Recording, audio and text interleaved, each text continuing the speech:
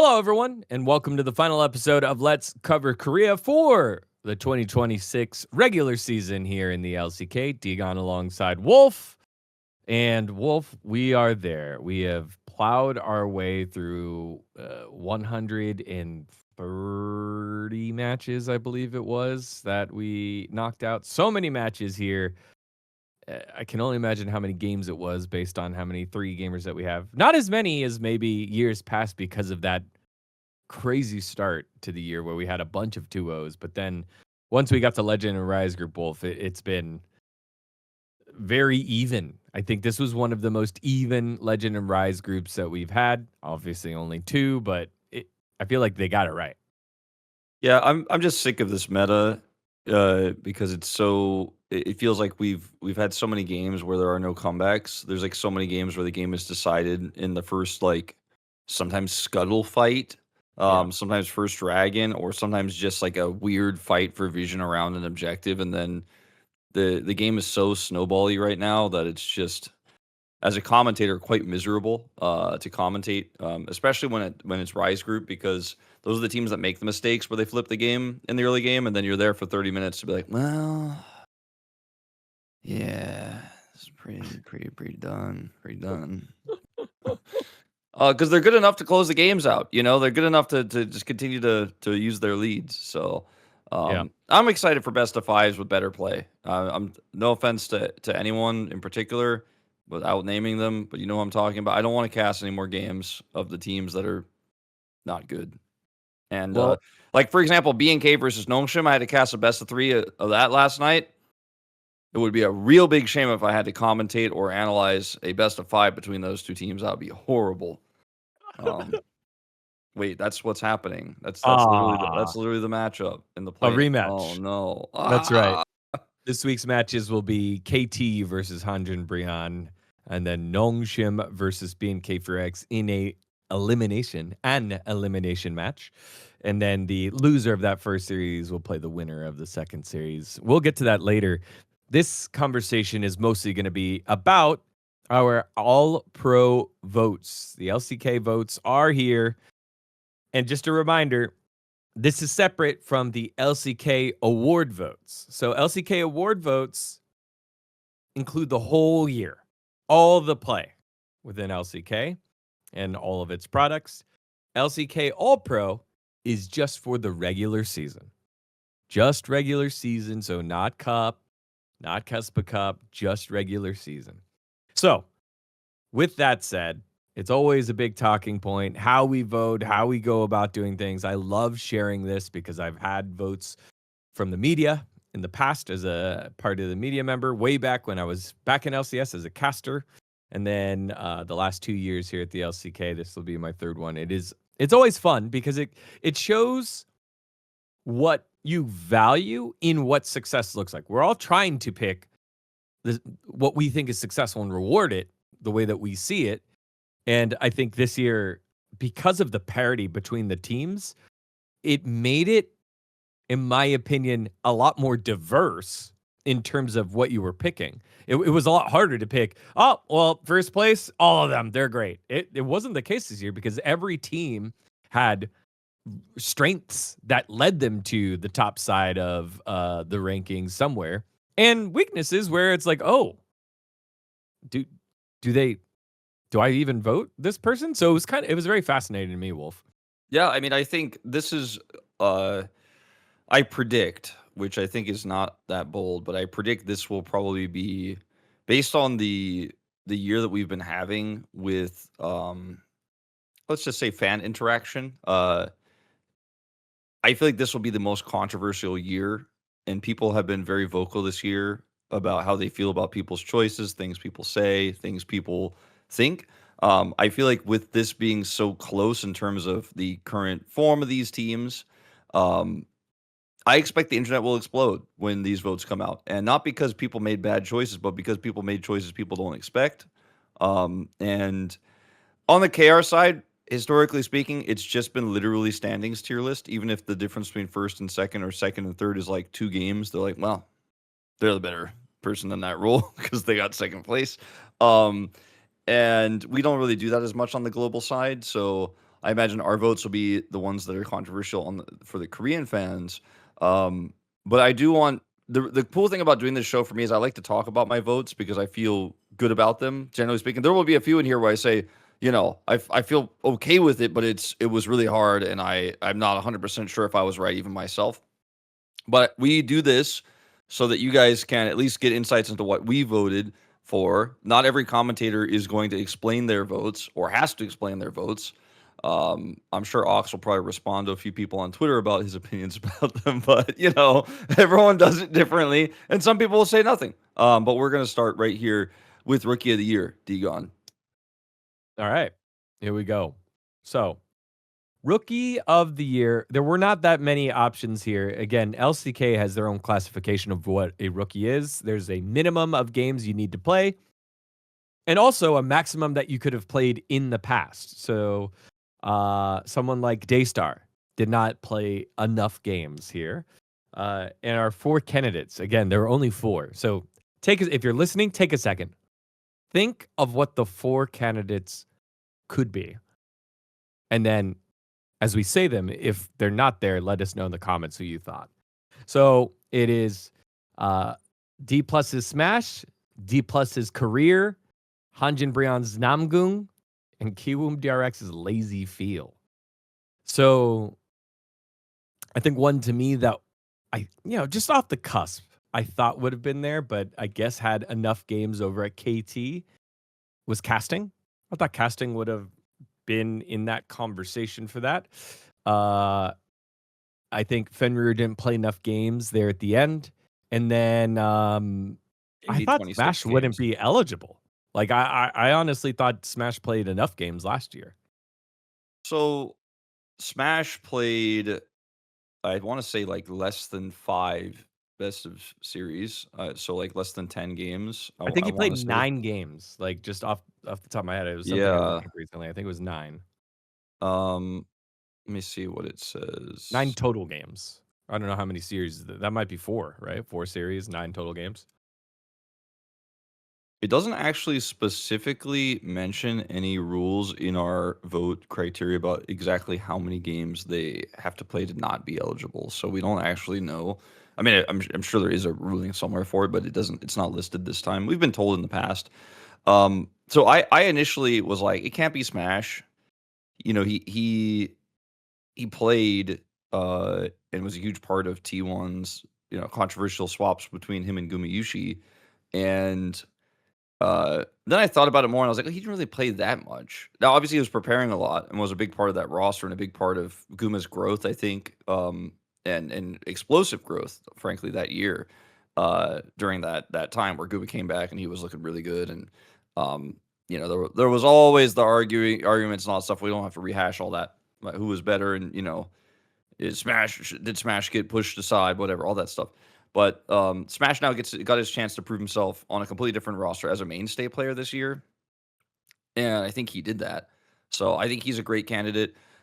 There's Career, there's Namgung, and there's Lazy Feel. For me, Namgung had a great end of the year. I think if we want to have a conversation about most improved player, period, even in the terms of like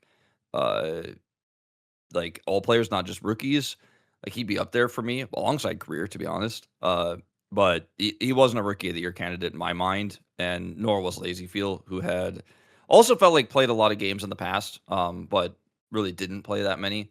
It was just very exciting when he played because he was the first non-Korean to play in our league. Lazy Feel had let's just say his season was not memorable, unfortunately. He did not perform well, and was instantly replaced by Aiming when Aiming came in with a trade. So it's really between Smash and Career, right? And my initial thoughts were, it's got to be Career for me. Like I was like, it's got to be Career. And then I thought about it more, and I was like, well, I think it's a little recency bias. I think Career's had a really great end of the year. I was also still kind of thinking about Smash as like in my head, it felt like it's not right for him to be a rookie because he's been through so much. Like he came into Dplus with like so much weight, so much history of the early parts of his time in the LCK as a substitute. But then I thought about the year as a whole, And I had to go Smash because the year as a whole, he has been such a consistent force. He has been incredible in lane. He has had a game that here or there where you're like, oof, that was not it. You know, he played the lane badly or gets caught in the mid lane or whatever. Every AD carry has that. You know, literally every AD carry has that. Guma walked forward on Jin yesterday. Like everyone has those moments. You know, like it happens. He still won the game. Doesn't matter. But I think Smash has been a huge driving force of Dplus's success, and he's a very different AD carry than any of the AD carries they've had over their last few rosters, where they play a little bit more safely. They play for late game. There isn't like a big mid game punch that they have or laning phase punch that Smash has. And I think him joining this roster has really pushed the rookies, the younger guys. I mean, not technically rookies, but the daycare kids, as we call them, on D plus to a more aggressive direction where their playstyle is actually valuable. Like it actually works. They're playing through tempo. They know how to get leads and then play the macro. And sometimes just changing an 80 carries playstyle into your roster can be what you need to change all that. And so the top side looking way better for D plus with Smash in as well. He was my vote. Smash had to be the vote. As much as you were like, it's got to be Career, and Career has had some great moments. I mean, Smash is a bona fide stud and a true win condition in every game that he plays in, and that kind of goes into my head in terms of some of my other votes I made. You were bringing up at the beginning of the year, he was second in terms of goal difference at 15, despite having a slow start from Career. A lot of this year, even with Peyz, and every year, but even more so this year, you're so reliant on your support. Like the bot lane is a duo, and rarely did you have someone step up so much further than their support or bot lane counterpart. And I think Smash at the beginning of the year was one of them. As you said, Career really came into his own, especially after the EWC victory and then coming back into LCK. Again, we're not supposed to consider EWC, and that's what made Dplus's run so fascinating.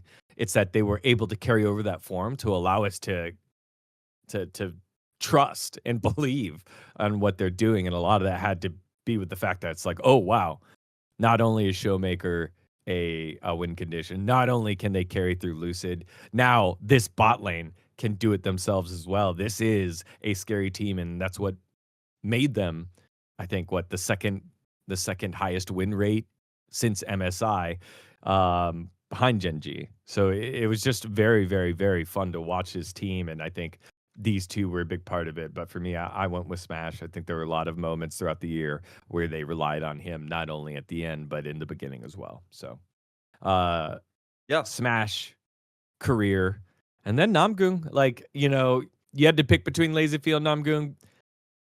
It doesn't feel great for Lazyfield because he was on a team that had a lot of issues, and it just felt like I'm not sure what the staff was doing there, because Lazyfield got so many games going up into the Vietnam roadshow, and then he got benched promptly after that. Do with that as you will. And then once we came back after the break, he gets one series, and then the aiming trade came through, and then back to the bench. So it just, the lack of consistency on what was happening with Kiin DRX was frustrating, especially if you believe that this guy can be the guy. And Wolf and I have talked it to death on what the shortcoming is for Lazyfield, and it's his laning. Like, he can't get out of the lane. Both part of that is Ondul's fault, because it didn't matter if it was GU or aiming. But also, that goes down on the AD carry, because when we talk about Smash, he was able to do it. Teddy was able to do it when those two young supports were learning. So I think that's why you kind of detract some points there from Lazyfield. Yeah. I don't want to I don't want to go on more rants about Lazyfield's shortcomings, but I hope he can I don't know where he'll end up in the future, but I hope he can. I think he has the talent to be LCK level, and I think Yeah. that hopefully someone can give him the proper direction, or maybe he just needs more time. Let's move on to our second category here. This is the category that always gets a little bit weird for me. Like, it's a category I have the least opinions about. Although I have a little bit of opinion this year. It's coach of the year, so it's head coach of the year specifically. Yeah. Um, and as dGon was saying before, by the way, we do have for these categories we all vote for first place, second place, and third. So these votes get weighted basically, and that's how the and these will all be made public. They are every year. You will be able to see everyone's votes. You can opt to not vote for a category or to vote only first or only first and second, for example. For head coach, many of the years I've actually just simply not voted at all, just because in order to, if I vote for someone as first place, I have to really feel like they've made the most impact, right? I have to be like, okay, I think you are the best coach, and I feel very strongly about that. And for every single role and rookie of the year, like, I have really strong opinions about that. But for coach of the year, I often don't, because I go, well, we have a general idea, and we've seen what they said. We've seen like their press conferences. What am I going to be like? Well, I think Tom had the best press conferences afterwards about the losses and like gave a short 2-sentence summary. I don't know many people that feel that way.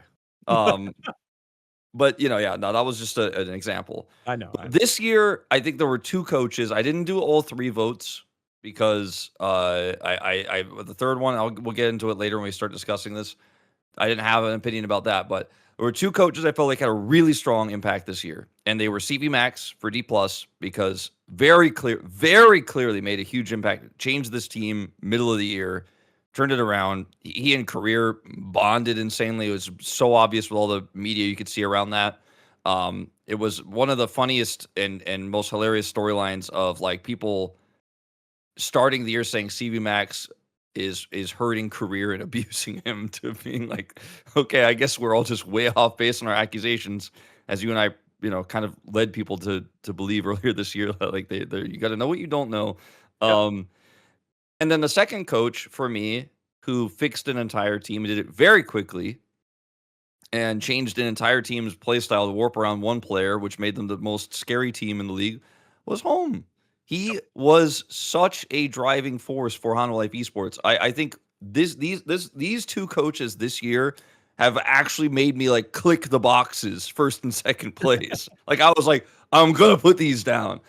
So we had other coaches. The full list, by the way: Ryu, Home, Tom, CV Max, Score, Song, Edo, Dandy, Joker, and Goong. Even though Goong is kind of like interim and was not necessarily like the real head coach for a lot of this year. He's in there because Odin's gone. It'd be weird to vote for Odin.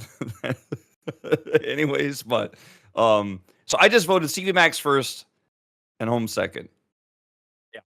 I think I agree with both those call outs, but I think the one that I slotted in second. So I went Ohm first, I went CV Max third, and I think this vote is we don't know what we don't know, and I think that's a good thing, and that's Ryu. I think Gen.G, they finished first yet again, and for the first time ever, it wasn't for the first time in a long time, it wasn't a consistent run all the way through. He had to fix problems. They had to figure out draft. They had to decide what they wanted to do. And I felt like throughout the season, we didn't really talk about Gen.G draft issues often. We did early on in the season when they started losing. We're like, hey, what's going on here? And as the season went on, we talked way more about T1 drafts. We talked way more about Dplus drafts. We talked way more about Hanwha Life drafts, and making a clearly coaching decision to play weak side on the bottom side of the map in a bot lane centric meta. But Ryu kept it all under control. I always give credit more to the teams that are quote unquote super teams that have the high expectation and then do that. Right. I think a lot of the time we want to see the underdog get the credit for, the coaching them up, like a CV Max.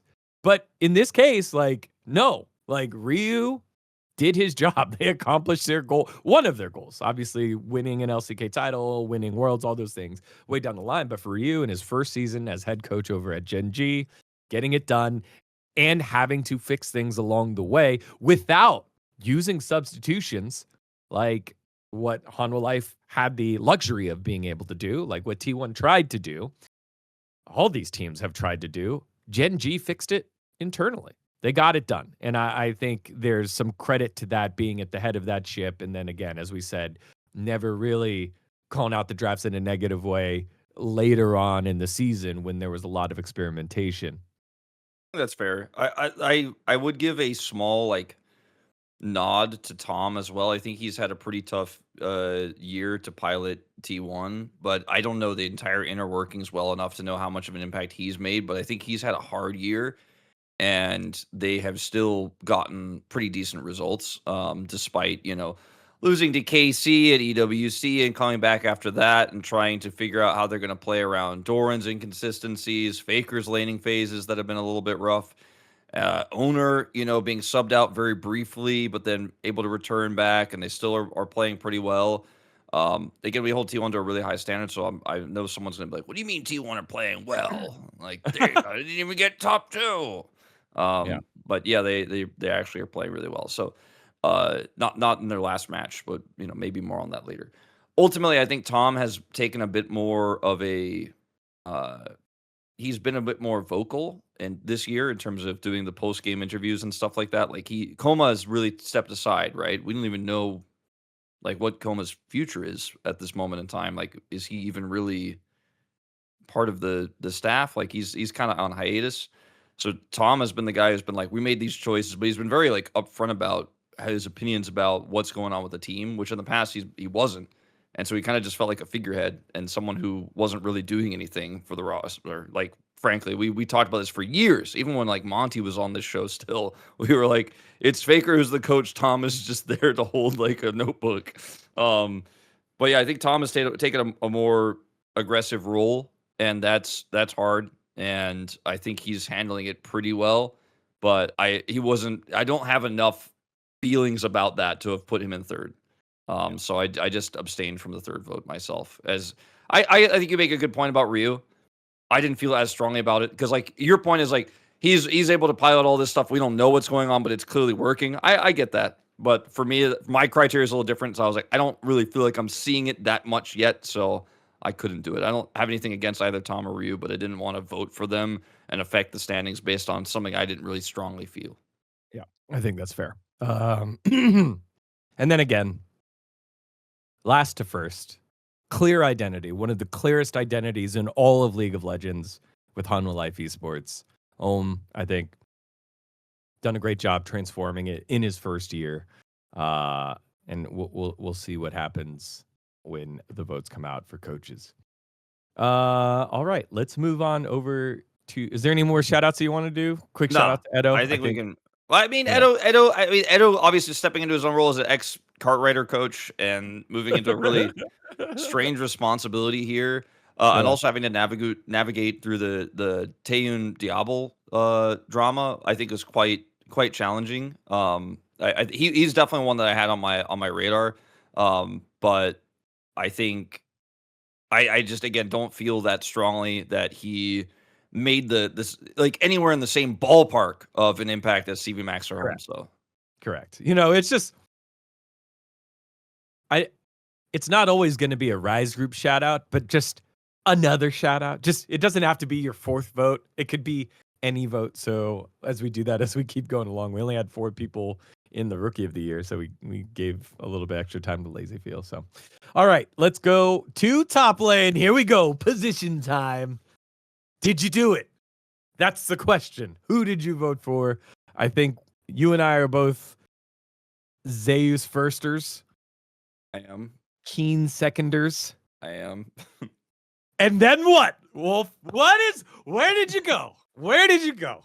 So I was talking with Atlas about this, and I think there were 3 choices, right? For third, and they are Doran, Xiu, and Perfect, right? And when you say Doran, you go, I don't know about that. Can that be possible? And it's like, actually, I mean, he did play as much as his lows were very low. He played on average very well. Both Xiu and Perfect had really really inconsistent periods. Perfect was like maybe the best top laner in the world for a really long time, and then didn't maintain that form at the end of the year as KT just completely collapsed randomly and then kicked BDD out, and now we're like not even in the conversation for anything for the whole year, which doesn't surprise anyone because it's just KT and that's what they do. I thought that when I looked at how Shiu's been playing recently and how Dplus has been playing through topside a little bit and how well Shiu's been able to team fight, and I was talking with Atlas about this. I was like, I'm taking Perfect out. It's between Doran and Shiu for me. And I was just like, I think Shiu's like really good. I think Shiu's, he was explaining his vote a little bit, and I think he went for Shiu, but he was selling Shiu to me. I'll leave it to him to explain his votes if he wants to. But the way he was describing what he thought about Shiu and how important he's been to this roster and how much the like how stable he's been, which is so rare for him. When you look at it like last year, for example, which was not the case, where he had a great start and then completely fell off. That like he's looking really good, and it just for some reason it just made me think about all the times I was casting Shiu, and I've never had this for a player. I don't think in any game. Maybe like there was a French Overwatch player called Soon, and like he's the only player I can think of that would get this type of reaction out of a crowd. Whenever Shiu gets a kill, whether it's a solo kill, getting somebody killed under turret, which is a solo kill, I guess, defending a dive, making a sick engage, the whole crowd just goes, Shiu! Like the whole crowd, man. It's like every time you can like hear it. And people did this for Soon back in the day as well in Overwatch. So I'll give him a shout out. But these two players only I've ever seen. I just heard the chants and I was like, I'm voting for Shiu. He's transformed this crowd. Everybody loves him. He's so consistent right now. And I can't say the same thing about Doran and Perfect, so they don't get to be third. I think you could have made an argument for Kiin not being second because he's had also some inconsistency problems, but it's Kiin, man. He's at his best, he's just better than Zeus even. So I had to go Zeus, Kiin, Shiu. Those are my votes. Okay. I think let's start with Shiu was fifth for me. Shiu was fifth. Yeah. We only have 3 votes, dGon. It's only for second and third. Shiu was fifth because I was going down my head. Like, honestly, again, when I think about the team composition, that 0, 10, and 3 game was like so brutal on my mind. The Aurelia game, he kept shooting. Shooters keep shooting. He was shooting. And he played well. But I was thinking about more of like the impact that a player has on the team. Like, I kind of go with like casting as another player that I was like, is he in the conversation too? Because he has been consistent for Hanjin Brion. But no, like I flirted with that thought. So for me, it was between Perfect and Doran. And when I think about like, hey, when was Doran's like some of toughest moments for Doran? It was during MSI. Again, we don't count that, right? But also early in the year. Like, remember, his peak was at that road to MSI, Olaf flank, big plays there, right? But even up until the very final game, he's still solo killing Zeus, our #1 consensus pick, right? They traded solo kills after owner came and fixed the lane. But that is Doran. You live and die by that. And so for me, my third team All-Pro pick was Perfect. It was perfect because when I think about KT and the success that they had early on and that whole roster that they had, we were not talking about aiming and BDD. We were talking about Perfect. It's true. And to me, Perfect is a victim of the KT management incompetence and the trade and everything that's happened from there on out. Like, I agree. I agree with that. I 100% agree with that. I mean, Perfect, right? We were like, he's best Zahin LCK. He's only Zahin LCK. I mean, look, it was a tough one because I think, Doran also deserves a lot of credit for some of the BS he's put up with this year as well. So, like, I think this one is the third. It's the least important of the 3, right? Your first vote's the most important. I think Zeus was quite clearly that. But when we talk about third, it's like, some people don't even care about that. They only look at the All First Pro team. But for us, like, this third vote was really tricky, and I think you make really good arguments for Perfect. I Yeah. think Perfect was one of the players that we spent so much time at the beginning of this year being like, this guy was literally not even supposed to be in the LCK last year. Like, he was so bad. Udyr, Rumble, 2 Trick. That's all he's got. And Udyr has been out of the meta for a while, And Rumble was like banned constantly. Like, Yeah. not even just against him, but just in general. And that is where he struggled. And then for him to come out as fire as he did, even after LCK Cup, was fascinating. And to hold that form was fascinating.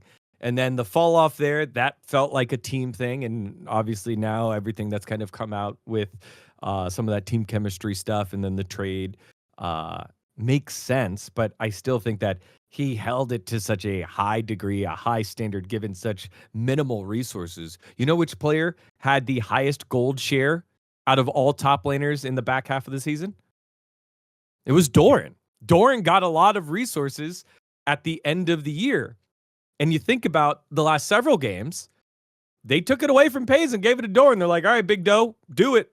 And he did, right? The Vayne counter pick that happened early on, like that did happen. It did almost work. Didn't quite work, but almost worked throughout the lane.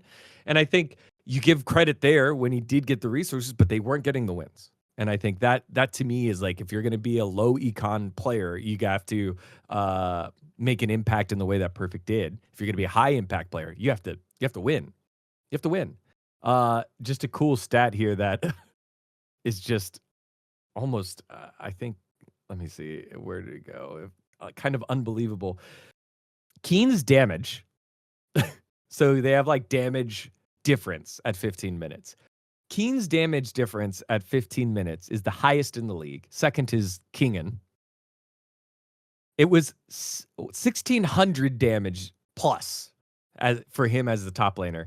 Kiin was 500 plus. Like, it was 1,000 difference how much more damage he was putting out and how much more dominant he was within the lane, within the normal laning phase, 15 minutes normal laning phase, and generally that first skirmish. His impact in the early game was felt throughout. So I just felt like that was a fascinating stat I wanted to end on here as Zeus, Kiin, and Perfect for me, Zeus, Kiin, Shiwu for you. Yes. All right. And then I gave my little shout out to casting. I can't wait. Casting versus Perfect. Remember at the beginning of the year that we were like, hey, which top laner is the most underrated? And everyone said Perfect, and Perfect couldn't pick himself. Who did Perfect pick? Casting. He picked Casting. That's correct. But they're they're ex teammates. Because they were both like subbing for each other for different periods in time. I think Casting deserves a shout, but I also think that he isn't like he's incredibly stable. I'll just put it at that. Like, I don't think he's the type of player who is going to warp your game for you, and that's okay if your team is winning elsewhere. But it's bro. So I also think that he benefited from playing in Rise Group here at the end of the season, right? Like, I think that's kind of the other thing I would have liked to see. All right, let's go to jungle. All team jungle. This one felt easier to me. Maybe like the fourth. For me too. Yeah. And I think this one is the one. This one is the one that's gonna freak some people out. And I think some people are not gonna like this one. I think people are not gonna want to acknowledge where we're at with this. Yep. All right, let's go 1, 2, 3 because I think this will probably be. So Kanavi number 1 for me. Are you saying number 1? Okay. Yes. I think we'll get to it a little bit later, but there's a real argument for Kanavi MVP for how he changed the meta, how his team was playing around him. Like, there has never been a more VIP player, I think, in the history I've had of commentating the LCK since 2021. There has never been a player who says, you do what I say, you go where I go, you follow me, or you're going to be talking to the coaching staff after this is Kanavi. And then Faker. once they all did that, sure. But I mean, Faker is different, right? I know. But like, when you said that, it said VIP. I was like, ooh, that sounds like Faker. Yeah, it is. That's a very good point. But again, very different with the playstyle here because with Yeah. Faker, Faker's not like flashing face first over the wall and go, you No, guys no, are all going to no, be there no, with me. no, no, no. He's not an engaged player necessarily, depending on what on his ear or something like that maybe he is. But I thought it was pretty easy Kanavi. And no one was even close to him. Like Yep. no one was close to him. We didn't have the how Kanavi is the aggressive jungler who is just constantly engaging, constantly forcing fights. We didn't have like a peanut foil to him this year, I felt. Like sometimes you have a Kanavi type, like sometimes it's been Canyon in that role. Sometimes it's been Owner, where he's being the aggressor, and then you have like the peanut, I'm just gonna find the exact right place to gank. I'm gonna counter jungle. I'm gonna take your camps away, like the cerebral jungler. I feel like this year we didn't really have one. We just didn't have that foil to Kanavi. So it made it so easy to be like, this is the one. Everyone's basically trying to play like you overall, and they're just slightly worse. And so it was a pretty cut and dry for me. Same. So I think Kanavi there. Canyon second. I went Lucid second. I think Canyon had a lot of rough. I think Canyon had a lot of rough times through the middle of the year. Was not performing well. Was misjudging a lot of situations. He had, he had his comfort picks, like his Skarner, for example, where I'm like, that's the Canyon I know. When he's playing on a Yeah. pick like that, where he's taking over the game and smashing people with hard steel and finding sick and pale engages and shutting down Lee Sins. But a lot of the year for Canyon, I was like, I don't think you can go in on that Canyon. And then, the whole game is like Chovy has to fix it because Canyon kind of ran it down a little bit early. He turned it around, I think in rounds 3 and 4 a little bit more. But like at the beginning of round 3 and at the end of round 2, that's when I was looking at Canyon being like, ooh, I don't think this is working. I ended up putting, I guess I'll spoil third since we're talking about these two players probably. I put Canyon third. I still think he gets top 3. I still think he's a top 3 jungler.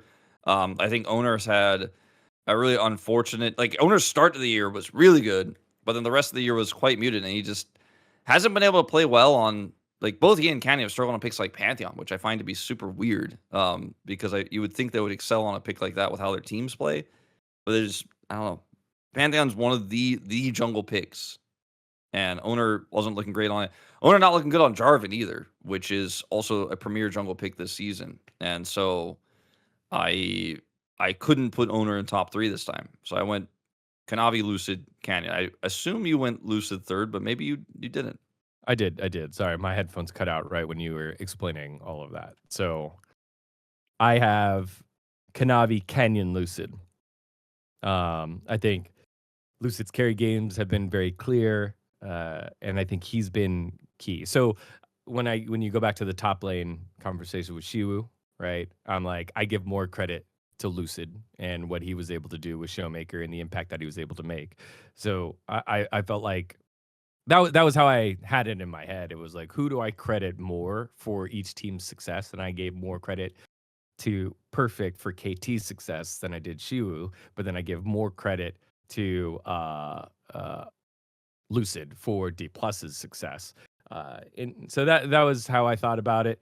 I think again, just Owner had his worst year in a while.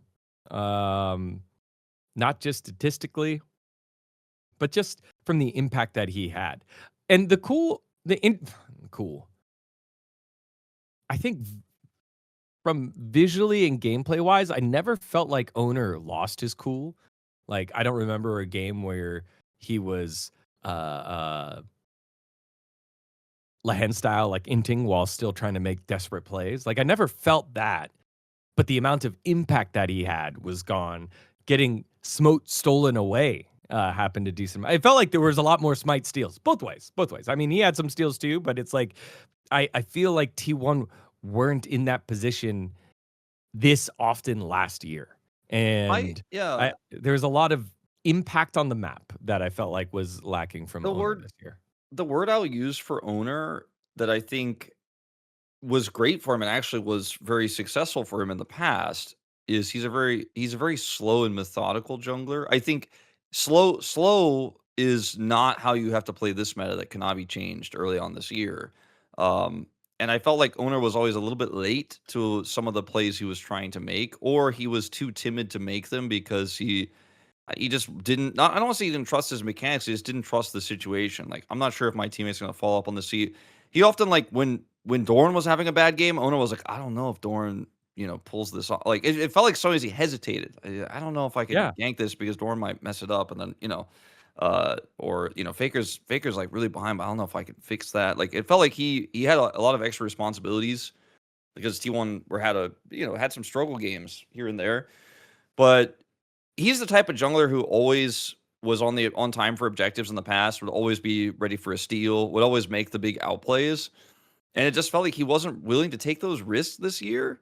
So he didn't look bad. Like he didn't run it down, like you're saying. But he also just felt like he wasn't there a lot of the time. Like a lot of times I'm casting and I'm like, Owner would show up to a team fight. I'm like, oh, there is a Zen in this game. Like I forgot about that. Like I feel like he was often just not around the pressure points. Um, and I think he can bounce back. I think he can have a great playoffs, and he might end up finishing playoffs as the best performing jungler. Like that's Owner because he doesn't get in his own head. I think he doesn't. Like we talked about with the benching, like he was gone, he came right back. It was like it never happened. He doesn't get in his own head. I think he's very good at listening to feedback. Man, he's a true competitor. So I don't worry about Owner. I think this will be one of the conversations that people have on Twitter, right? Is about this All-Pro vote is like people will be like 100% Owner didn't deserve it or 100% he did deserve it, and like people will fight about this. I don't think there's not.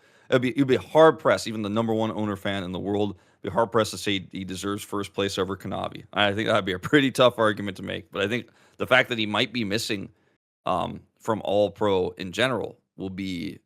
I think this will be one of the ones people talk about a lot. So I think that's because last year a lot of his competition was Canyon, right? And then we were trying to gauge the impact that Peanut was having. The other person that you could have voted for is, I think, also suffering from the managerial problems that happened, but also can be described the way that you just described Owner, which was Cuz. I was like, man, Cuz was missing and late a lot of the time. And unlike Owner, is susceptible to just tilting off the map and just running it down and being like, all right, let's get to game 2 or let's get to tomorrow or whatever. And I feel like that was one I wanted to bring up in terms of Cuz and his drop off. And then we can talk about Gideon and Raptor as well, how they were impactful for their teams, especially in Raptor's case. You keep calling him Budget Kanavi. The early game aggression and how he makes the game about answering him, not about him, but like, hey, I'm at your Raptors. What are you going to do about it? And that, to a lot of teams, is pesky and troublesome and led to times where it blasted a game open. And I think that was a really cool, fun watch from my last year's 13 All-Pro, but not so much this year because I think it was pretty clear 1, 2, 3 for me. Yeah. Interestingly, I didn't notice this actually, but neither Pyoshik nor Charvel were eligible. I guess because they split their games like in an exact awkward way where that neither of them played enough to actually get in. Neither of them are in this list. So that's kind of weird. There's only 9 votes you can pick. So uh yeah, I think it's funny that Charvel is that we're even bringing him up in this conversation since his team is 10th place and was locked 10th place upon his arrival. But I guess Doiv also played a little bit, right? So that probably is why Pyoshik like lost the amount of games required to be in the vote. Um, just wanted to give Charvel a shout out. We'll see where he ends up next year. I think he will be. My prediction is he will find himself on one of our current Legend group teams. So it says here, I mean, this is 42. what 42 sets. 42 when they say set, they mean like an individual game. So like in a best of 3 that goes 3 games is 3 sets. All right, hold on. I'm looking it up. Just because that doesn't sound mathematically correct to me. Is that right? I feel like they did the math. I'm gonna Yeah. trust them. No one played 42 sets. If it was series No, games. no, set Yeah, in yeah. Korea. So I'm telling you because I've done Korean esports for a million years. A set is an individual game. I know Okay. it sounds weird when you think about it from a Western perspective of the word set, but set has since StarCraft Brood War been the term for like one individual game. So like Wait, what? Guess how many games? Oh, okay, never mind. Never mind. That's why. All right, I was freaking out, man, because Leaguepedia says he played 35 games in round 1 and 2. And then he Yoshi? played 7 games, which is 42 in the Esports World Cup online qualifiers. He did not play in the second half of the season. That's what threw me off. I was like, 42 exactly. No. So yeah, he only played 35. So We also had really short, like rounds 3 and 4 were shorter than the first half of the year. correct. But also, I mean, all series were kind of short for DNS. That's true. That's true. That's unfortunate, but it's accurate. Yeah, unfortunate. All right. Lastly, we're going to touch a hot topic here, Wolf. Another hot topic in this spot. Something I saw a conversation pop up on Twitter. Willer played every single game.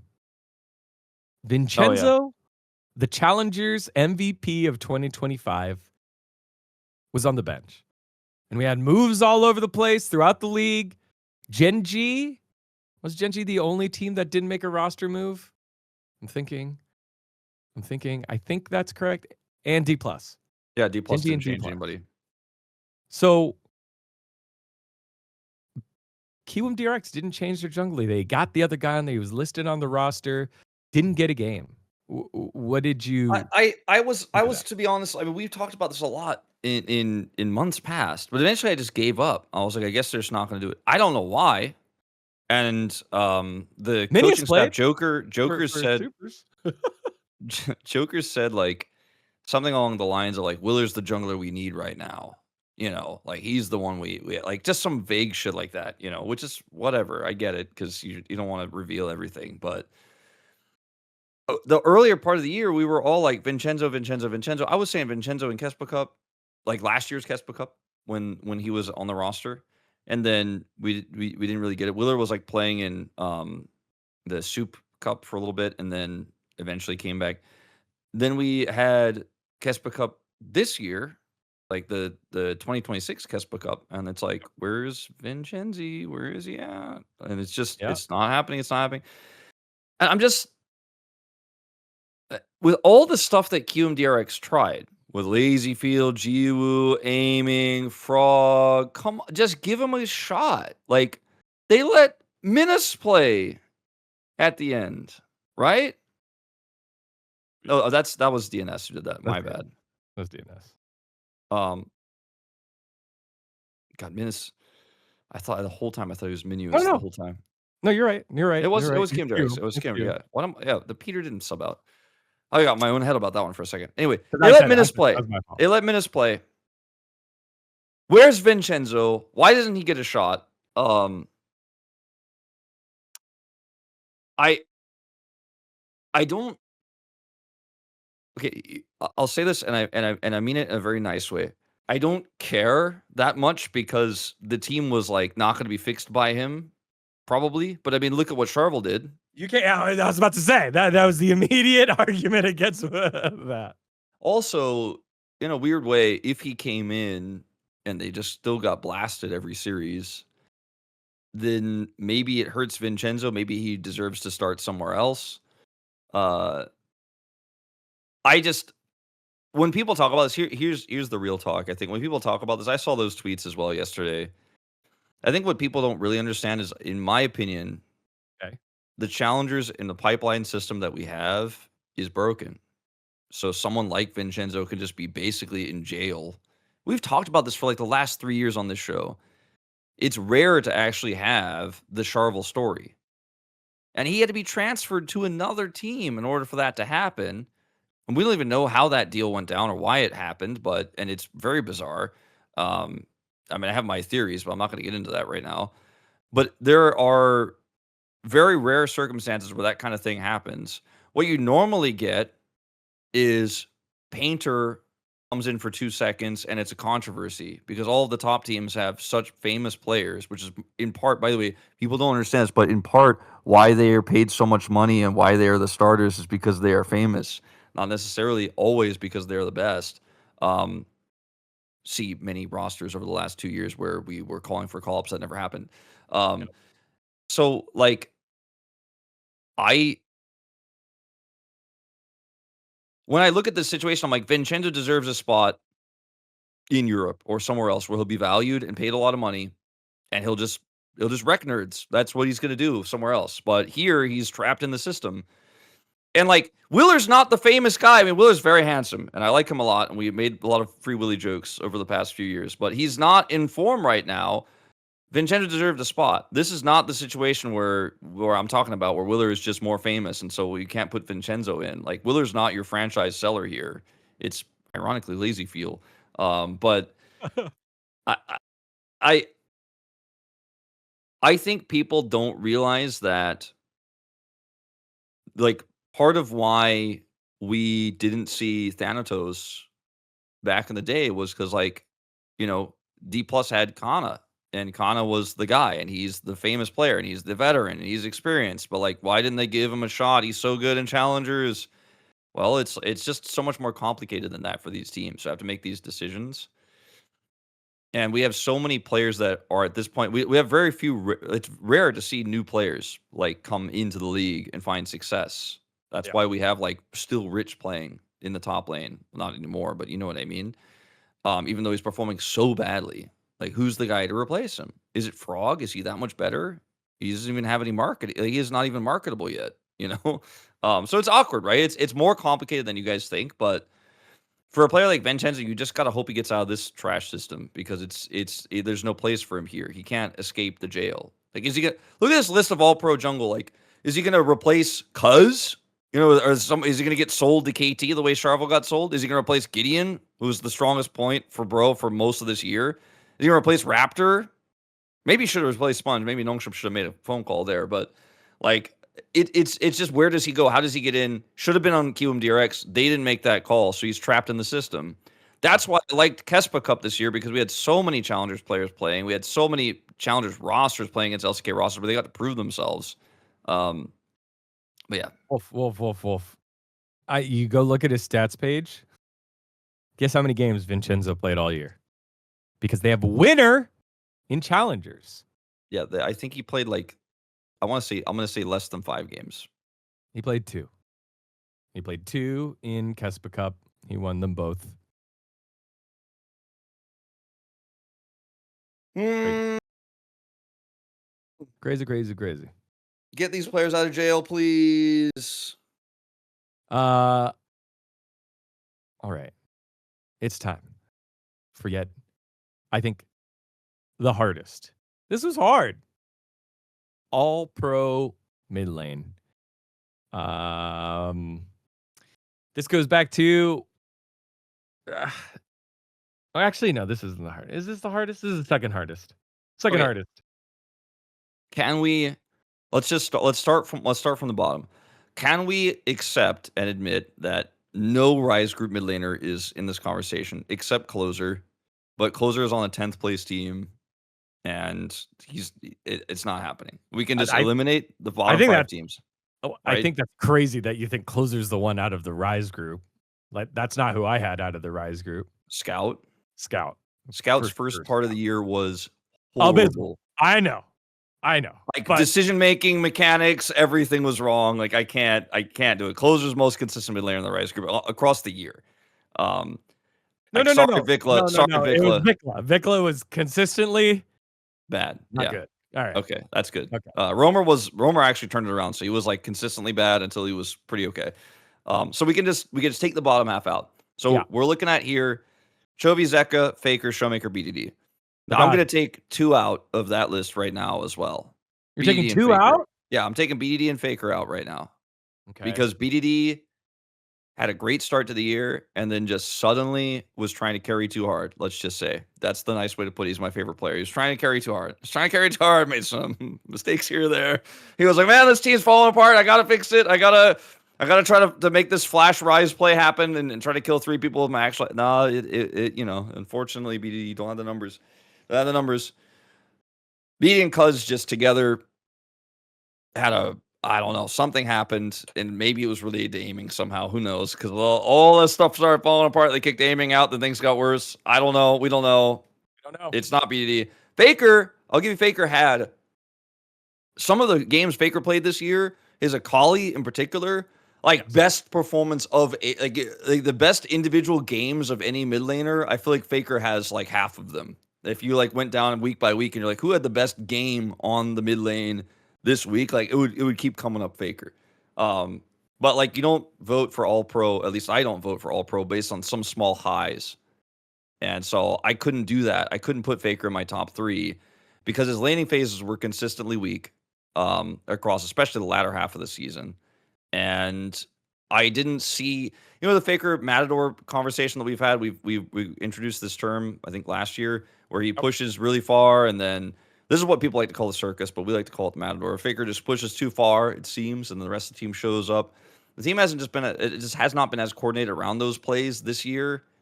Sure, there have been a few where it has worked. I know someone's like, but they did. Remember this one time? Yes, that did happen, and like sometimes owner was there on time, but sometimes Faker just this season pushed it too far, and I don't want to say he was a liability because that's not true. But the team had to play around the fact that he often wasn't going to have lane prio, which is not normal for Faker, but that is the case. And I know Cagel went on this long rant yesterday. I didn't watch it, but I saw it kept getting reposted everywhere about how Faker lost a matchup that everyone's losing to Cassiopeia right now and that kind of thing. I'm not talking about yesterday's game, just to be clear. I'm talking about just general laning from Faker was just not, it was not up to the standard of the other 3 players that are left in this conversation, Chovy, Zeka, and Showmaker.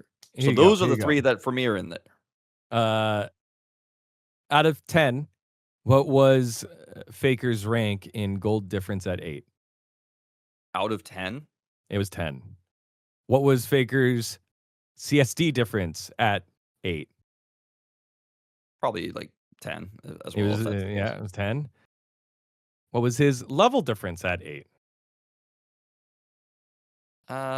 I mean, that one, I could take it or leave it at 8 minutes. Like, I mean, it might be 10, but It was like, it was middle of the road. It was like that was not necessarily as attached to the others, but yeah. And then gold difference at 15, CSD at 15, all in the bottom third. It was 7th and 9th respectively. Like, I mean, you guys can go look you this are up.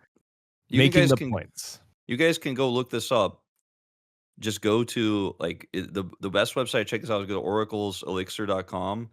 Then go to the player stats. Choose LCK, and you can look at rounds 3 and 4. And then you guys can look at these numbers for yourself. You can also see like let's take a look at some of these other numbers for Faker. DPM still 4th, right? Like that's pretty impressive despite always having tough times in the lane. He's still making a huge impact. That's the kind of thing that you can look at and go, okay, well that's actually a really impressive stat for Faker. His team's gold percentage, by the way, this is another crazy number. Percentage of gold for Faker across the league. He is tied with Vikla, literally. They're both tied at 9th with 20.6% of the gold. So he's not taking resources. They're giving the resources to Peyz. He's doing his job incredibly well. Correct. But still, in the second half of the season, he is 3rd in terms of damage per gold because he doesn't get as much gold as your 3rd team All-Pro vote. So I just want to pull that out there because I think this will also, by the way, be controversial because people will post Akali clips. People will post, Faker's really cool game he had with Painter on the Galio. They will post those things and they'll be like, remember this though? And I will say, I do, but those were the moments and not the year. And that's, I think Faker had some of the most impressive moments, and I wanted to give him a shout out. But for me, I don't know if you put him in top 3, but for me, I couldn't do it this time. I actually did like mental gymnastics for like 15 minutes trying to figure it out. Like, how can I put Faker in here? And I couldn't slot him in. It just wasn't possible. The other mids were too competitive this year. I slotted him in going back to what I said earlier with the success of the team. If you're a successful team, where does it come from? Well, Lucid firing on all cylinders, in my opinion. Whereas you didn't know if it was owner or painter, for Faker. And I think his impact was still very clear for how this team operated. He did have like an Omega orbital cannon on the bottom side of the map that was also very useful. But when Dorn was going through a slump, who was it that was holding the team together when owner was trying to put out that fire? It was Faker, like in my opinion. So to me, doing the most, third most, behind Vikla and Scout with the least, gives me the credit there to go with him in this case. But I think if you go either one, it's way closer to splitting hairs than if you try to say, against Zeka or against Chovy. Like, I think if you're splitting between Showmaker and Faker, that makes It a is lot it of is sense. where it went, right? Like Showmaker ended up getting third for me. And I think Showmaker spent a lot of this year returning to form and making a huge impact and being consistent and still landing well and still team fighting well. There are very few Showmaker games this year. We've seen the Showmaker game where in the past where he's either like it seems like somewhat disinterested, like the old Chovy meme where it's like he's just CSing, he's like in side lanes forever. Like we've seen those rare Showmaker games in the past. We've seen the Showmaker game where he's playing like BDDs right now, where he's trying to save the game and like he looks like he's running it down because of it, but he's actually just like, I have to take this game in my hands and shake it until we can get the win out of it. But I feel like I haven't seen that from his team. Looks better. He looks happier. I put him in third. This will be controversial, and I think that's okay. But I think Showmaker, for me, was a really important part of Dplus's year, and maybe a reason why they could potentially lift the trophy. At the end of the day, I was enamored with Showmaker's play as far back as the Kespa Cup, where we had the new rosters. Right, I'm talking like not this Kespa Cup, but last year's Kespa Cup, where it was like the debut of Peyz, and we had that Hanwha Life Esports versus Hanwha finals. But Showmaker was playing way better than Faker or Zeka at that tournament, as far back as then. And obviously, form changed, but Showmaker was looking really good. Chovy did not play in that tournament, but that's the argument. Make Faker or Showmaker, but Faker was not in the conversation for top two at all. I think conversation for third was definitely there. Now you have to decide. This is the really, really, really tough part. Like putting Faker in or out was a tough question, but choosing first place between Chovy and Zeka, I think for a lot of people was really hard as well, because Zeka is just having such a good year. He's finally reached the consistent year, like where it's like it doesn't matter what he's playing. He playing Syndra. Yesterday he played Syndra and popping the fuck off on Syndra. I was like watching his Syndra play, and he just keeps peeling for Kanavi with these perfect scares. I'm like, who are you? If you told me that Zeka in 2022, if you told me in 4 years Zeka will be the most consistent mid laner who will play Syndra incredibly well as a peel champion to support his jungle, I'd be like, what? This guy can't even quirky package, man. Like, what are you talking about? He's crazy good right now. But then Chovy has the most POMs, which I think actually does mean something in a team like Gen.G, where it's hard to always identify like who the carry is, who carried the game, because there's such a strong unit as a team. That's why it's always when in doubt, vote Chovy, because sometimes it's hard to identify who really was the most important player. And it's really hard to look at how these two players play, which is very similarly, and say, well, it's definitely X player or Y player. I voted for Chovy first because I think he has been more important for his team. He has sometimes put his team on his back and carried them across the line when they were having a rough time, when it wasn't a great game for Ruler. Ruler's getting caught. Cannon's having a tough one. Kiin got the counter pick, but isn't actually winning. Chovy he gets it done. He just kept getting it done. I think Zeka might actually be, on paper, the better mid laner right now. But Chovy he knows what his job is. If he needs to play slow, if he needs to play that Galio game and find that flash taunt, he'll find it. If he needs to hard carry on Ahri, he could do that. If he needs to just play Rise get all the CS and look for side lane plays, push turrets half the game. He knows how to do that. He can fix the game. So Yeah. again, Zeka might actually be better than him, but Chovy he always did the thing, whatever that was. And I had to go for him. I was like, he just Gen.G was in first place because of him. Because he didn't fuck it up. Like he never fucked it up. Yeah. I thought it would be tougher than what it was. And then when it was time to vote, I was like, no. It is Chovy. Like this has been one of the best, if not the best year as a complete mid laner for Zeka. And Chovy just does everything necessary to win. Like while the pieces around him were breaking. Like when I think about how Hanwha Life Esports functions as a team, they get that early gold lead. It's about 1,000 gold at like 12 minutes. Then they force the Drake fight. Then it's like 2,000 gold. And then the next fight at like 18 minutes, the next Drake fight is when it blasts open. That was the same shape consistently for Hanwha Life Esports in the first 2 rounds of the season. And it felt like it was a product that the team was made to function, and Zeka was the one capitalizing on it. Whereas a lot of the wins that Chovy got in the games where he popped off, it was him making it. He made it out of not nothing, but out of very little, very, very little, especially with the parts around him struggling in the way that they did. So I think that's where I came from All-Pro voting. Like, man, it is yet another Chovy vote when Showmaker's having a fantastic year. Here's the thing. Zeka is having his best years. And then I was going back to it because I just wanted to triple check. Faker was 3rd in a lot of laning stats in the first half of the season, in rounds 1 and 2, before he dropped down to being like well below average to bottom of the league here in round 3 and 4. So remember, Faker was leading in solo kills at one point. We had the stat. He led in solo deaths, and then he was leading in solo kills at the first half of the season. He ended up those rounds 1 and 2 behind Chovy. Yeah. I mean, look, Faker basically, with some of the all-ins he was looking for in these tough laning phases on like Akali, he was basically like taking out loans. He's like, I'm going to kill you. Well, I'm going to have to pay this back because you also killed me because I went for this crazy dive under the turret. But he was like, I need to get the money because I'm not getting the minions. Consider this as a factor for Chovy as well. I just want to mention one more thing.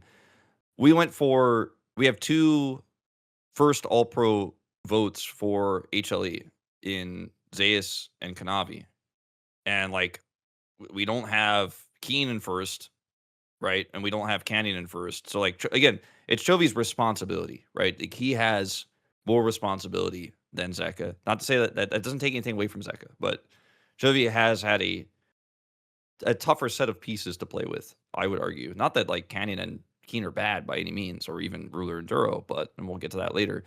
But yeah, I think Chovy's the right vote for me. And I will, if you even went Faker first, to anyone out there, like, I feel like you could make an argument for it. I'd have to really like sit down and listen. That couldn't be the case for me. But Zeka and Chovy, it's going to be a close one. I think because it's Keria and Gen.G got first, he'll probably get it. But the controversy for this vote will probably be about Faker potentially not being in the conversation. Yeah. I mean, what a wealth of riches to have your 5th best mid laner be BDD. Like, it's just 3 spots, and you've got 5 legendary guys there. So yeah, a tough one here. All right. Now, before we get into probably the most controversial, it's time to remind you about our friends over at Prize Picks. Now, it's a scorching sports summer, and you can make all your picks on Prize Picks. Women's basketball and baseball are heating up, and every football preseason game kicks off this month on Prize Picks. And with big tennis slams and major golf tournaments on the horizon, there's no better place for all your summer sports picks than Prize Picks, America's #1 sports pick app. Now, the Denver football team getting themselves back and ready to go. I'm ready to see how quarterback Bo Nix is going to be looking, and I can't wait to get into the game even more so with their friends over at Prize Picks. Now, the thing about Prize Picks that makes it so easy is that you just pick one stat more or less, and then pick a couple more, 2 to 6, and then submit your lineup, and you can follow along the progress right within the app. And it makes watching the games even more exciting when every goal and every pass could win me money.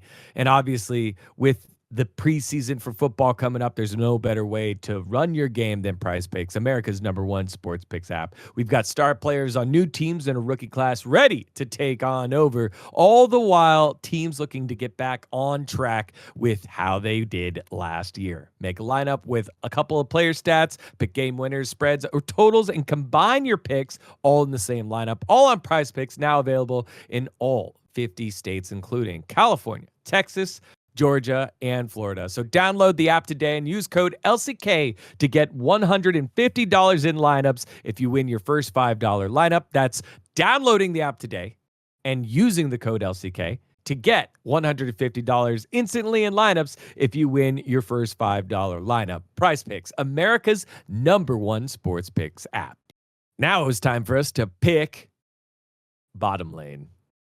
This is dun, dun. This is the one. So you got all your legend group guys, but then you have POM, leaderboard dwellers, with Taeyun and Teddy. You also had Aiming, who had himself, as we were saying, one of his best years of his career before the crash, and he got traded. And then you had Diablo there as well. So like, what? How do you want to do this? How do you want to do this? All right, so I'm gonna say We're gonna do the easy one first.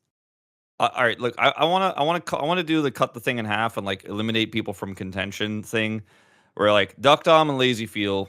Yeah, Sorry, my dudes, but you guys were like not even playing LCK level for most of the year. Duck Dom had a great end of the year, PESPA Cup champion. Okay, but for most of the year, man, I was pretty disappointed in my Duckers.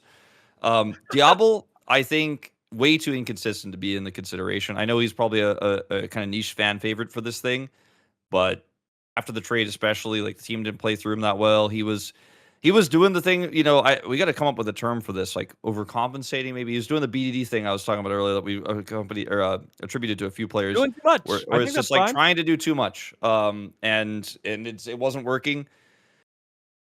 Taeyun, only in the second half of the year was he really, like in round 2, he looked really good briefly at the very beginning, and then people just kind of kept singing his praises because he was more consistent than Diablo, and people liked to say that they knew that all along, myself included, because Diablo was not the problem, Taeyun was not the problem on Nongshim.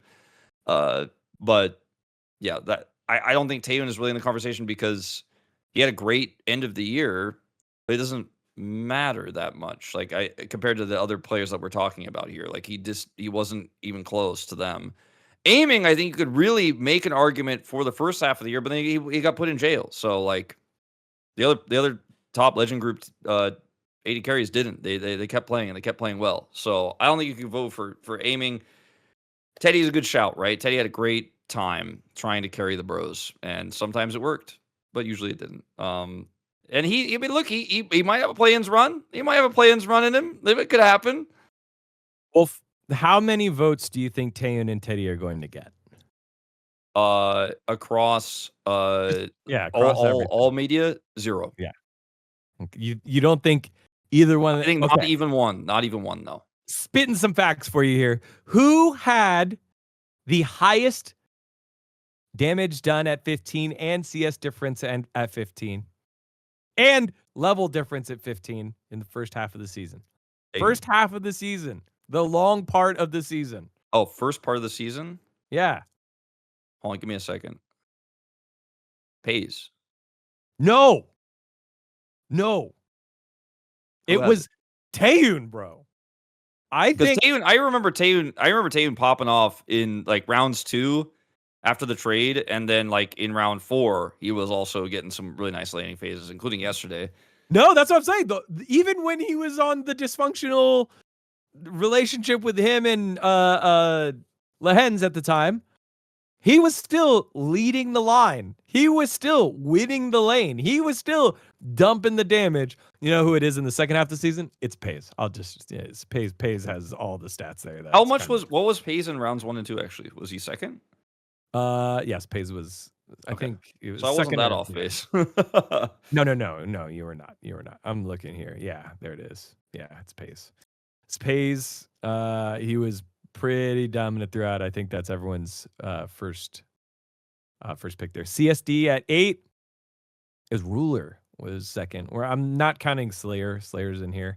Ruler was second, but gold difference at 8, it was Peyz. And then Taeyun was there in between both of them. Both times when you flip between. But yeah, I think Taeyun could get a couple votes. If there was one that was too far out of the two, I think it is Teddy that's a little bit too far out, despite the fact that he had amazing plays and amazing moments. I think and I think it just depends what you value, right? Like if you value the fact that Teddy was the win condition for Hanjin Brion and is probably responsible for most of those wins, that makes sense. But if you're looking for who did the best job, I think between those two, I think it's Taeyun, and I think that's why he got so many POMs, and I think that's why it's okay to vote for him here. Like, if he ends up stealing away some votes, that makes sense to me. But dGon is basically right now stalling because he doesn't want to talk about the real topic at hand here. We have four 80 carries. We had six. We had 6 80 carries, Wolf. We had 4 80 carries right here that were in the conversation. And this vote will be about what you value. Because I think all 4 of these players are very different. Except I would say Peyz and Smash are the closest in style to each other. But Ruler and Guma are very different than Peyz, right? And different from each other. So there's like 3, I guess, major categories for 80 carries and what they do. And then there's like a 4th category, which is a bit ambiguous, which is like the clutch factor, like the outplays, which for 80 carries is way rarer because they're not engaged champions, right? Like they're not champions who warp team fights. The team fight is played by the other players and where they stand and how much damage they can do while safely positioning is like how the rule is played. So what happens before we get to team fights? So team fights are like the 3rd element. It's how much pressure you can put on in lane with your support, which is not even entirely up to you, right? How much pressure you can put on lane. Often, by the way, completely up to draft. And how much pressure you can take when you're on the weak side is the other part, right? When you have the losing lane, how well do you stabilize? How much pressure can you absorb so the rest of your team can do other things? And for me, I value the 80 carry that wins the lane harder than the 80 carry that loses the lane less. Because I think when you could draft, in this meta especially where there's so many winning lanes you can draft, the Lucian lane, the Caitlyn lane, the Ezreal Karma lane, when you can just literally win the game off of winning that lane so hard, then that's what I value. And I think Peyz and Smash are those guys. But does Smash find the consistency? Does he find the team fight power later on as consistently as Peyz and Ruler? I think the answer to that is probably a little not so much. And is how Smash's weak side, even though I value it less, not as good. So I think okay. So I know this is awkward for everyone because, and I guess we could briefly address this. I know there's this prevailing narrative that we all hate Hanwha Life Esports or something like that, and we don't actually. We don't. And so it makes it very uncomfortable to have these conversations in a rational way. That's as much I'll say about that. Good. Peyz was my number 1 vote. I voted for him because he has been easily the most consistent laner. He has had some of the highest value games, even in losses, like the Lucian loss yesterday, where he was like, literally looked tool assisted his attempt to defend the push into his Nexus, where he's like, trying so hard to defend. Doesn't matter. There's like no way he can do it. Peyz looked like in that game, like in the Order 66 in Star Wars Episode 3, where like the Jedi are like trying to defend against like 7 million stormtroopers, but it's just like not gonna work. Like that's what he looked like. Peyz is like the easiest one, I think, of this one. Like it's Peyz first. Sorry, Ruler fans out there might be hoping that Ruler got across the line and went through a lot of hardship this year. He did. He's nowhere near the impact that Peyz had. Peyz doesn't know weak side because the team drafts for him to win. They play through him and he gets it done. Like, he is the most clear win con for any of our Legend group teams. Like with, for example, HLE, Kanavi is your sword and spear, and he's your weapon, and the rest of the team is able to play through him, and they just take over the game. And it's a more collaborative team, like aggressive team fighting style. Like T1, they've just got the sword sharpener out for Peyz the whole time. Like, he's the only one. They play through him only. And as a result, like, for how I value AD carry, it was always going to be Peyz, right? Like, he's the one who does all the things. They play through him. He's the sharpest sword, like in terms of AD carries. Like, he's the one who blows up the lane. And, in years past, by the way, that was Guma. In years past, T1 played through Guma exactly the same, but not this year. I went for Peyz. I went Peyz. I went Ruler, and then I went Smash third. Wow. The year that Smash had, I went Smash third. With the year that Smash had, I went for him. He was obviously my Rookie of the Year pick as well. And I think Guma was too inconsistent to be in top 3 for me. And I don't value weak side as highly. That's my personal preference. I think I want to give Guma mad props because he was one of the best, if not, honestly, I think we can say clearly the best weak side player this tournament. I don't think anyone came close. He also made really high impact across the map, despite playing weak side. Like, he would play weak side, not get that many resources, and then pop off later. He would be dove on weak side, on Ziggs, on the Jhin, die like 2 times while trying to buy time for the rest of his team to get advantages on top side. Like, part of the reason why we vote Zeus top for number 1 for top lane is because they play through him more, right? Guma doesn't get the resources. So for me, if your team is not playing through AD carry, it's hard for me to say and like basically never playing through it, with the exception of a few Lucian games here or there, right? A few Ziggs games where actually he got ahead, had some good satchels. Ziggs is out of control good.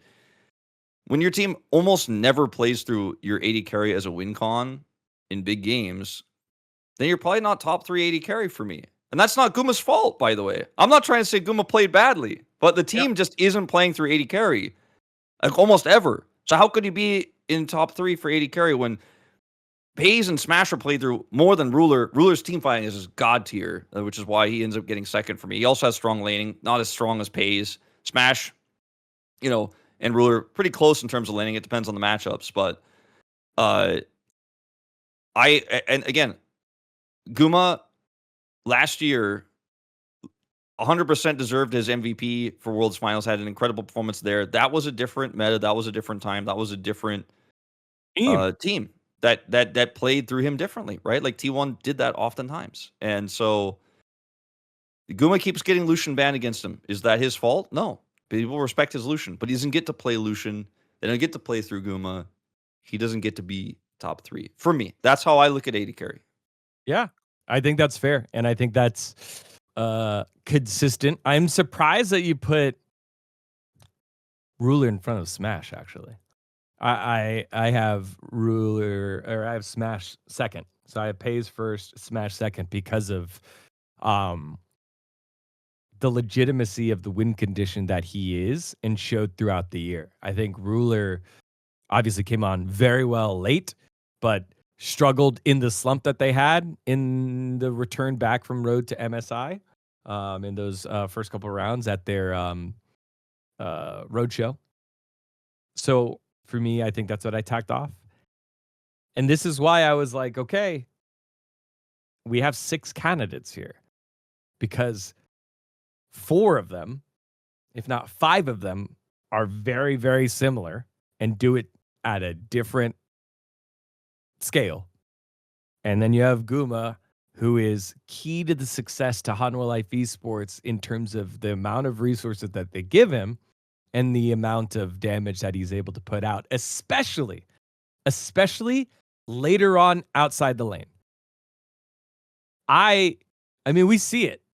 We see it all the time on the desk. We see it on when we're pulling replays. We have to pull replays for each match, and it's like, damn, Guma died twice in the lane to smash because he was waiting in the bush, or he gets caught in the mid lane because he's on Gen or whatever. All these things early on.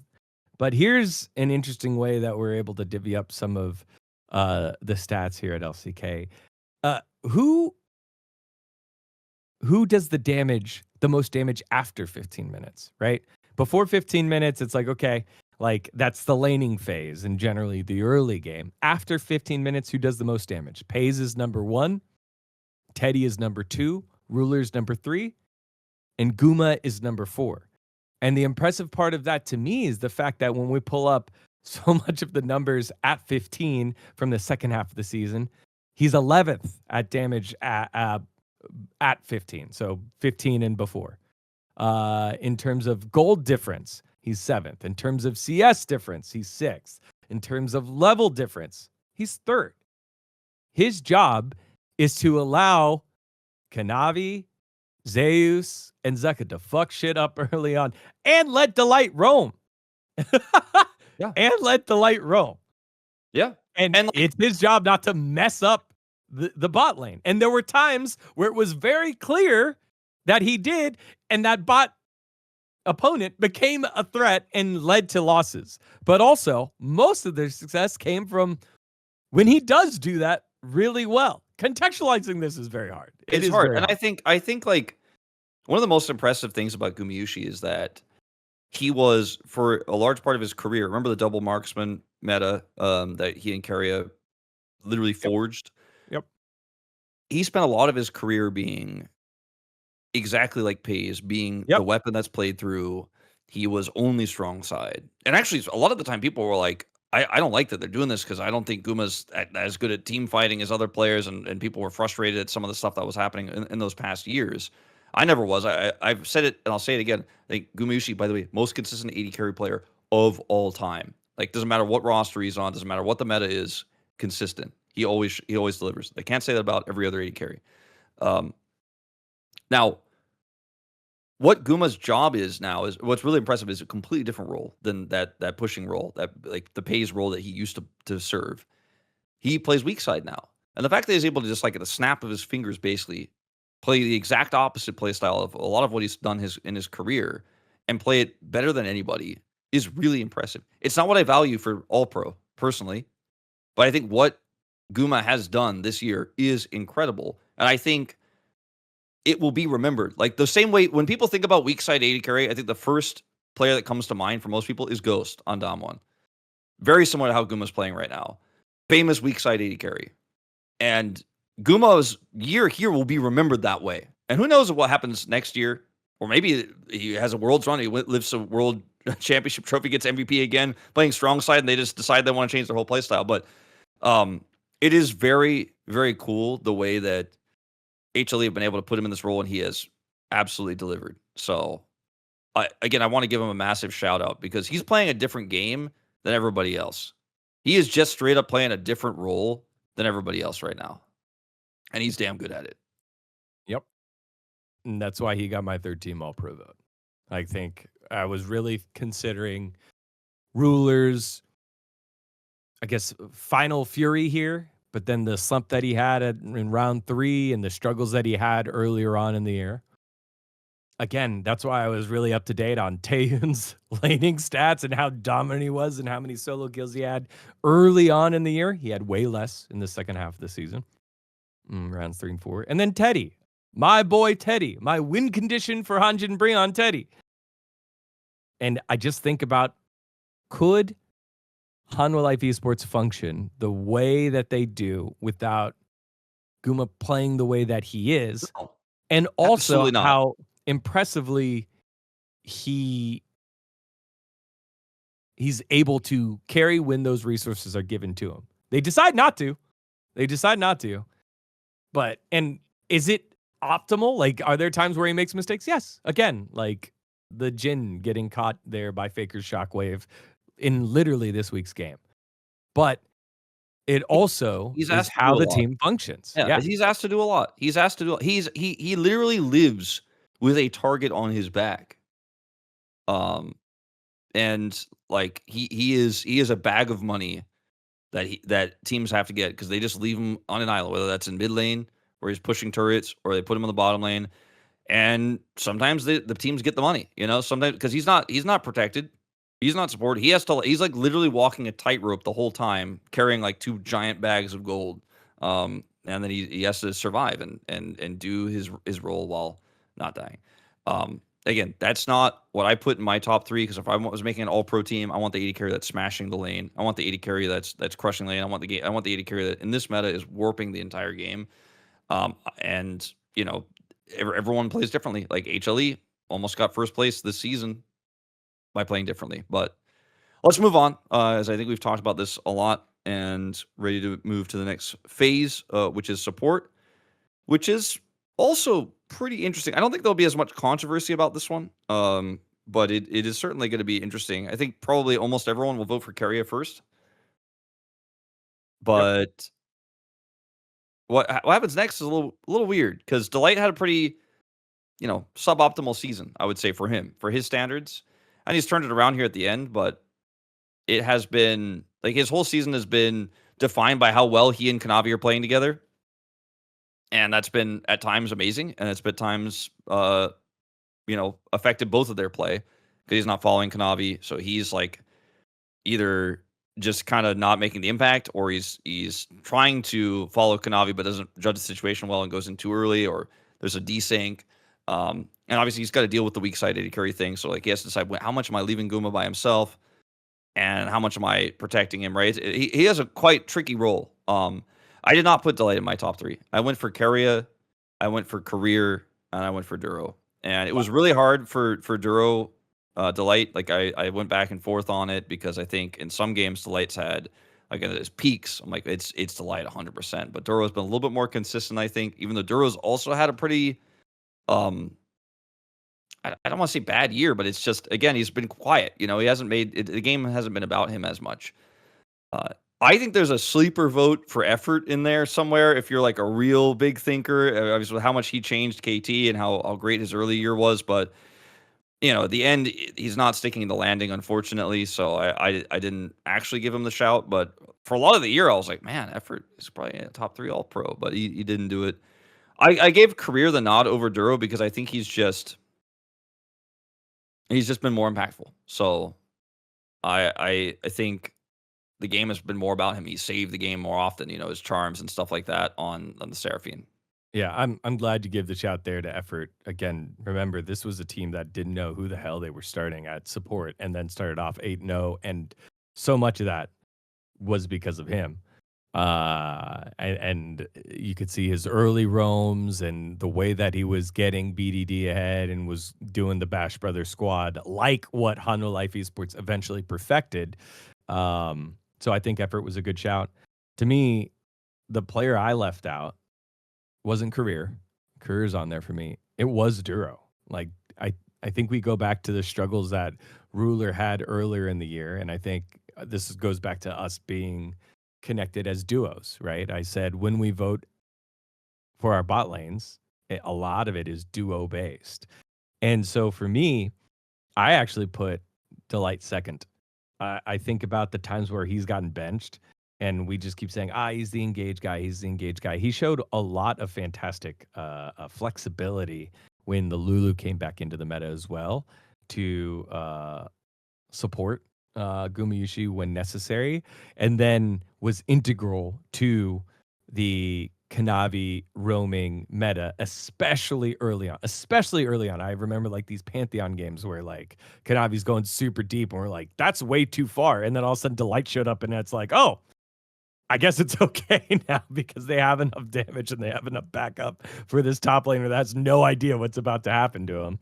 And I think we discredited that a little bit with the substitutions and benchings while Hanwha Life Esports were trying to figure out what they wanted. but then it goes back to, again, Ohm being very communicative about what this substitution was for, about how it would benefit both bluffing and delight, and just giving him a different visual in terms of like how he can receive these things.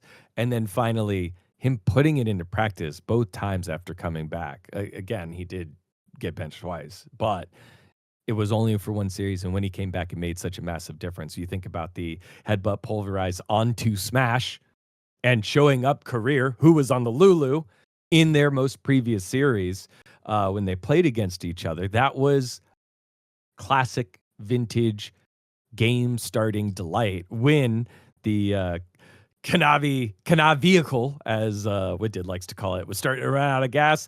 There's delight to find the angle, to find the engage in the 7-0-0 Unara or whatever it was at the time that Smash was playing, gets punished again, and then gets punished again. And then finally, I think Kanavi had the kick onto him there. There's enough moments there for me where Delight did things like that, whereas Career's slower start to the year, I think, was rectified by the end of the year, but I think his highest highs came from EWC.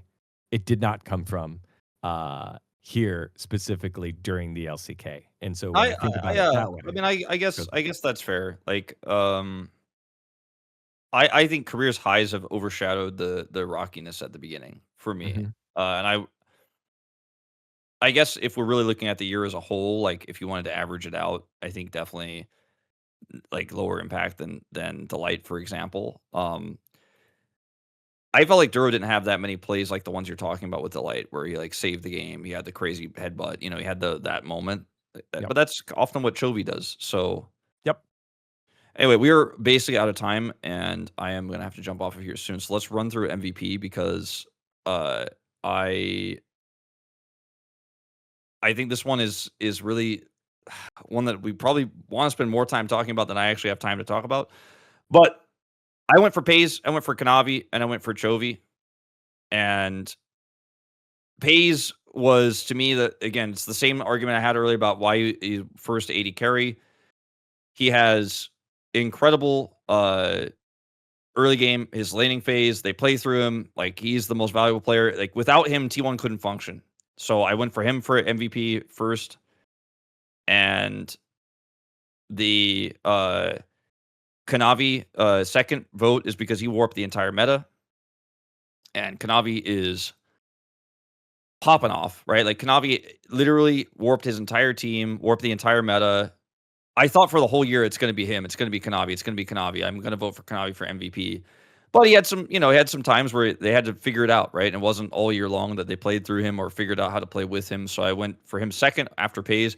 And then Chovy for the reasons I mentioned for mid as well. Like I think Chovy has had so many game saving moments, and like he has the most POMs for a reason. I think a lot of people vote for him because it's like, well, obviously he had the highest impact if you look at it by series. But I think for the reasons I put Kanavi and Peyz before him, it's because of how the teams defined their style around them, Peyz and Kanavi. Whereas Chovy was incredibly valuable, very valuable player, but was not necessarily the win con in every game, even if he saved so many of the games where they were struggling, if that makes sense. Yeah. I mean, I went similar. I went Peyz, Chovy, Kanavi. So I went the opposite way there in the back too. But I think it was very clear who the best player in the league was consistently. And the only thing he was missing was an MVP moment. And to me, it was that Talia play that he pulled off there at the very end, where he Zonias, he gets the last couple of rocks to throw on out, and they get the victory. Like that was such a impactful moment, as well as the Lucian ult when he was ulting up the mid lane against the Syndra, Showmaker Syndra, and he perfectly dodges out the stun of the orb, pops the ult. It was amazing.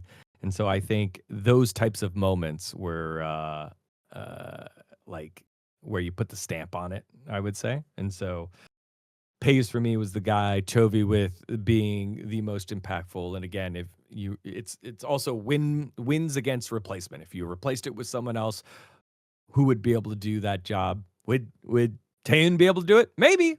But Peyz just showed consistent mastery across multiple different champions, not just Ezreal, in a way that I think Taeyeon has shown. And so, yeah, again, that was my MVP there. Yeah. I think any of those 3 votes are valid. And I think if Chovy wins it, I'll be very happy. If Kanavi wins, I'll be very happy. If Peyz wins, I'll be very happy. But I think it has to be one of those 3 team defining players. So yeah. All right. Well, there you go. We kind of ran out of time here at the end. Otherwise, I would have talked more about Zeka potentially getting some votes. Maybe one more. Maybe I'm not sure who else might be able to get one more vote. But either way, that does it here from us. Let us know what you think about our All-Pro votes for this week as we head on into play-ins and kick off the playoffs next week. Thank you so much for watching. Make sure to like and subscribe. And thank you again. We'll see you next week for more action. Bye-bye.